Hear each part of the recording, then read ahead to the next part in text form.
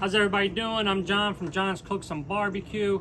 If this is your first video, make sure you hit that subscribe button, like the video, and also ring the bell so you get notified when we post new ones.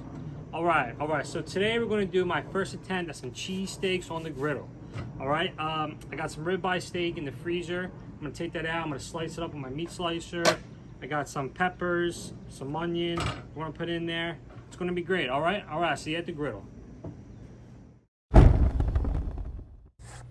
Alright, so the first thing I'm going to do is cut up my pepper and my onion. Now this is a sweet bell pepper. You can use hot peppers. You can use the smaller, real sweet, multicolored peppers. That's up to you. The pepper I cut up into long pieces. I kept them long. And then for the onion, I cut up into smaller pieces. Cubed it up so I can fry it better in that oil. Yep, just like that. Now for the bread, I got this French loaf at my local market. It was okay. Next time, I think what I'm going to do is I'm going to get rolls, sandwich rolls. Like long torpedo style rolls. Now as far as the steak, what you're going to do is you're going to get a ribeye steak. That's what I did. And then I put it in the freezer. You're going to get it in, you want to put it in the freezer to harden it up a little bit so it's easier to slice. You see I'm using my meat slicer here, and it actually once I started I realized that I probably should have kept it in the freezer a little bit longer. Probably want to keep it in there probably for like an hour. And then what I did was I set my blade up to cut it thin, and look at that, there you go. So one ribeye steak was enough for 2 steak sandwiches. Also keep in mind, you're probably going to want to trim some of the fat off. Mine had a bone on it. I took the bone off before you start slicing the meat. Alright, so I got my griddle oiled and ready to go. It's probably at about medium-high heat. Throwing down some French fries. Yes, you can see there's 2 different types of French fries. That's because I ran out of the crinkly cut that I normally like using. But we'll make do. Alright, so now I'm going to put down a little bit more oil. And I'm going to put down my peppers and onions. I love sauteing peppers and onions on the griddle. One of my favorite things to do.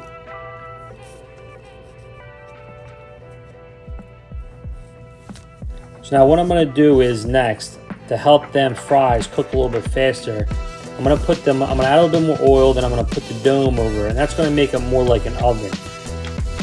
They were frozen fries, so that's definitely going to help them cook a little bit faster. Now I'm just going to stir and mix up some of my peppers and onions. I'm adding a little bit more oil. The smell coming off of those onions and peppers, it was amazing. It smelled like just like a cheesesteak place you would go and get a cheesesteak. Yeah, there you go. Look at that. Browning them up a little bit. So good. Alright, so now what I'm going to do is I'm going to push everything to the side. That burner's on low, so those are they're gonna keep warm, but they're really not gonna continue to cook. So now I'm putting up my sliced ribeye on there. At this point, I raised the heat on this side a little bit hotter, so I sear some of that steak up. It actually cooked very fast. I was surprised how fast it cooked. Now right there, I'm adding some of my SPG barbecue rub from Meat Church. It's called Holy Cow. It's just a salt, pepper, garlic. I'm going to put a little more oil, and I'm going to toast up my rolls. Oh yeah, look at that. It's getting a nice color. Again, the smell coming off of this was amazing. I was so excited to try this. So now next what I'm going to do is I'm going to separate the meat into 2 sections, kind of the length of what the rolls would be. I'm going to add peppers and onions to one of them. Peppers and onions that I cooked. And then next what I'm going to do is I'm going to grab my cheese. Now this is Cooper Sharp American cheese. If you're using American cheese, this is the cheese to use. Super, super good. The cheese was cut a little thicker than I wanted, but it still made do. So what I'm doing right there was I was putting some water down to help steam up and to help the steam melt the cheese on the steaks. So now finally what I'm going to do is that famous cheesesteak flip. You're going to open your roll, you're going to put it right on there, steak, and then flip it. There you go. Perfect.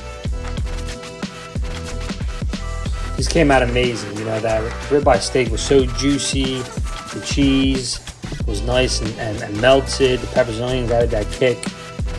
You felt like you were in Philly ordering a cheesesteak somewhere. So good. Look at that.